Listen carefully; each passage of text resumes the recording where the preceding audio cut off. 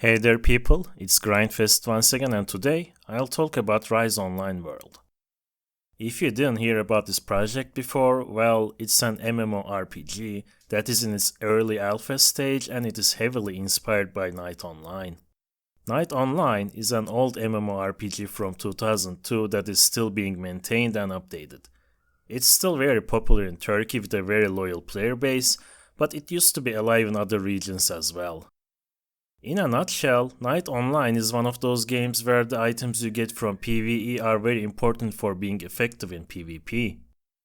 While the classes themselves do not have a large variety of abilities, the fast-paced group-based PvP has kept the game going for many years. The quests you can do by yourself are also somewhat limited, so you need to form parties if you want to get levels and gear effectively. Due to this, it is a very social game with a lot of player interaction and drama. Senin ananı sikerim senin.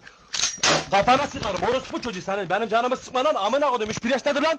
Unfortunately, in my opinion, its graphics were dated even back then and its gameplay is clunky at best. In addition to all this, Knight Online has been plagued with stuff like pay-to-win features, hacks and real money trade for years. Now, in 2021, enter Rise Online World. A game that aims to be an improved version, possibly a spiritual successor even, of Knight Online.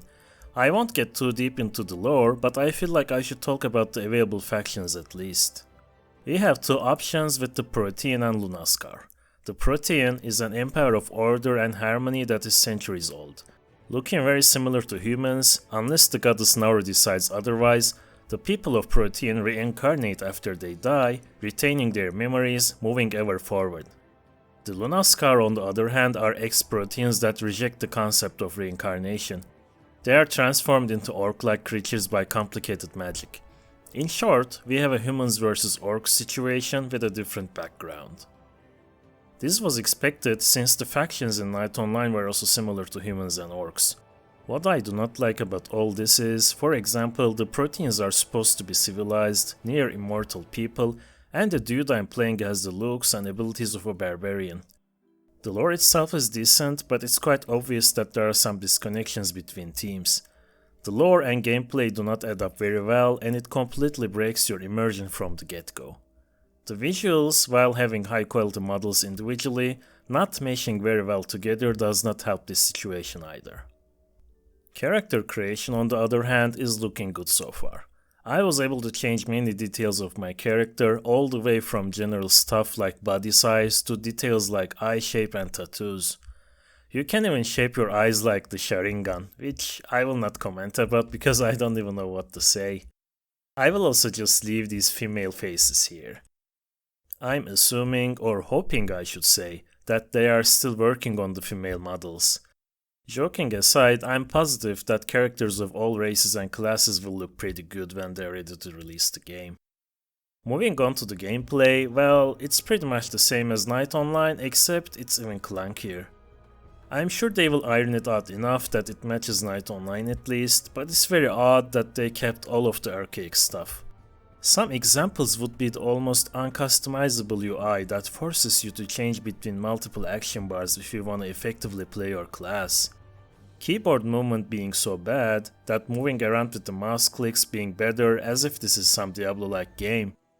Adding quality of life changes like adding the sprint ability to all classes, but still leaving everything else as it is, like most of the warrior's abilities being variants of deal X% bonus damage or take X% less damage and so on. The combat and movement animations are also oddly similar to Knight Online.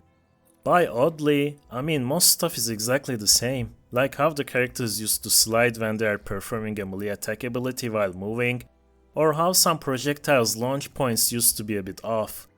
Makes you wonder if they have somehow analyzed the source code of the game and they are just adding stuff over it. Basically, the gameplay seems to be very similar to Knight Online with all of its good and bad.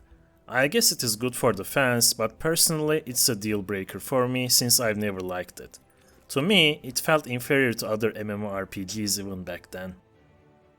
While the core gameplay seems to be very similar to Knight Online, there are a lot of additions and improvements as well, mostly in the form of visuals and vanity items.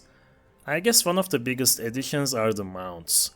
The mounts are quite fast, but it's not clear whether we will be able to use them or not in PvP, and they don't seem to have any active abilities so far. The only way to summon your mounts is using a consumable item, and even though that might be a shortcut for alpha testing, it's still a bit worrying, because in Night Online there are a lot of consumables that can be bought in the cash shop, and this hints that the trend may continue.